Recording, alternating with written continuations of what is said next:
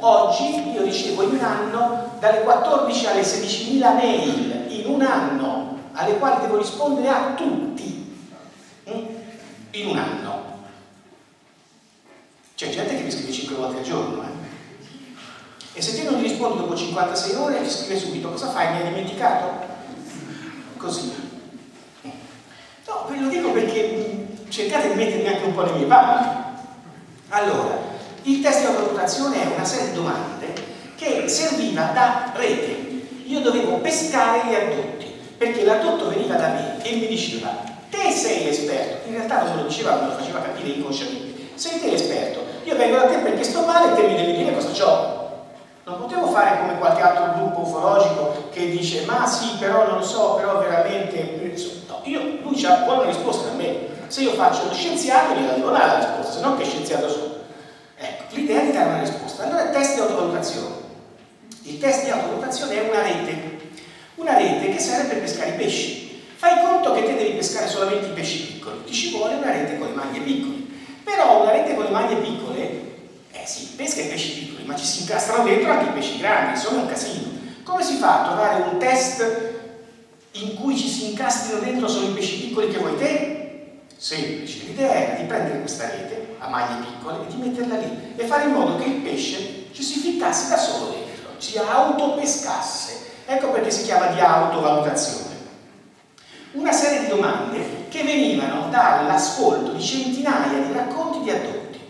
I centinaia di racconti erano tutti uguali perché a tutti gli succedeva la stessa cosa. Allora, su tutto ciò che gli succedeva, noi abbiamo fatto una serie di domande, che ora sono quasi 60, una cinquantina di domande, un po' più di 50 domande, che ogni domanda era legata a quello che succedeva all'addotto, a quello che poteva sentire, a quello che era il suo stato d'animo. Una rete per addotti, una rete da pesca per addotti.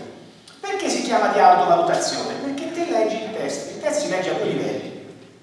Primo è leggere un test, no? E rispondere alle domande. Il secondo è il tuo inconscio. Il tuo inconscio legge le domande e si sente qualcosa che non gli gira, perché le domande sono tremende, cioè vanno a pescare nel tuo inconscio. Ti fanno delle domande, questi qui, che dice: ma che cavolo di domanda mi ha fatto? Hai mai sognato di essere dentro un contenitore? Hai mai sognato che ti mettevano qualcosa nel naso? Hai mai perso sangue dalla narice destra? Hai per caso sul piano tibiale sinistra una cicatrice fatta così? Ma che mi va a chiedere questo? Io gli ho chiesto semplicemente se potevo aver avuto delle interferenze aliene e questo mi chiede che gruppo RH sanguigno c'hai. Hai mai visto un essere con le pupille verticali? O sognato? Perché poi c'è un modo di postare le domande che è tremendo. Te alla domanda rispondi no. Hai mai sognato o visto un essere con le pupille verticali? No. Virgola. Però una volta e cominci a dare una risposta completamente differente. Poi quando hai letto la risposta dici: ma che cazzo ho detto? Da dove viene questa cosa? Cioè dentro di te il tuo inconscio ha risposto in qualche modo. Oppure la stessa domanda ti mette in un'ansia tremenda che non sai perché. Ecco, il tuo inconscio tende a tirar fuori qualcosa. E perché il test si chiama di autovalutazione? Perché funzionava così: il soggetto addotto faceva il test, lo guardava e poi me lo mandava: senta dottore, me lo guarda lei questo test? Ecco, inconsciamente si era autovalutato da solo. Questo è il test, funziona in questo modo. Il test sarà ci vuole un test fatto con milioni di domande o un test con poche domande.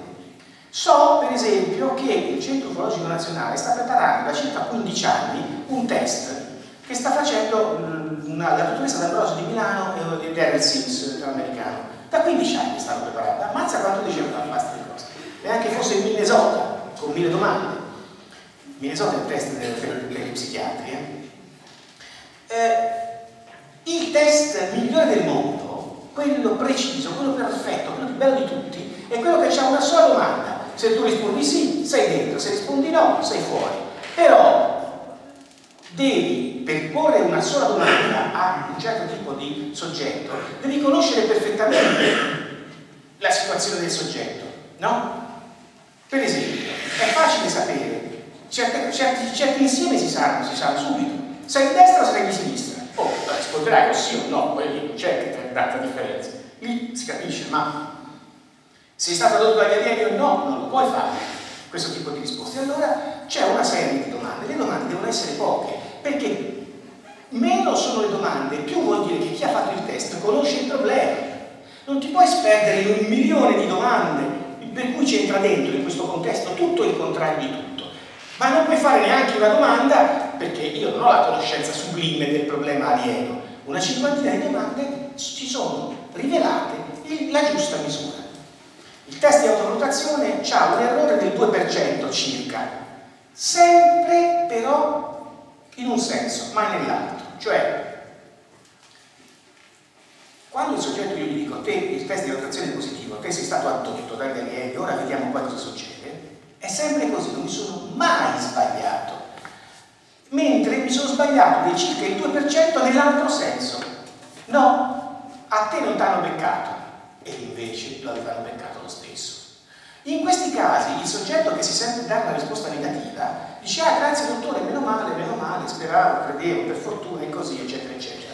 Passa un mese e ti rimanda il test. Sa, ho sbagliato qualche risposta perché ora mi sono ricordato che... e ti comincia a correggere automaticamente le domande. Si scopre così che il test veniva sbagliato perché un processo di inconscio interno aveva fatto modificare alcune domande e sulla base delle risposte io chiaramente non sapevo dare la risposta giusta. Dentro di sé il soggetto vuole per forza, quando ritorna a dirti le cose, che tu gli dica finalmente sì, t'è toccato. Come ci sono delle persone, si vede subito, che gli garberebbe tanto essere stati presi dagli alieni. Si vede subito, no? Farebbero di tutto per essere stati presi, ecco, quelli proprio no, è tutta un'altra cosa. Quindi c'è una sindrome del falso addotto, della falsa adozione.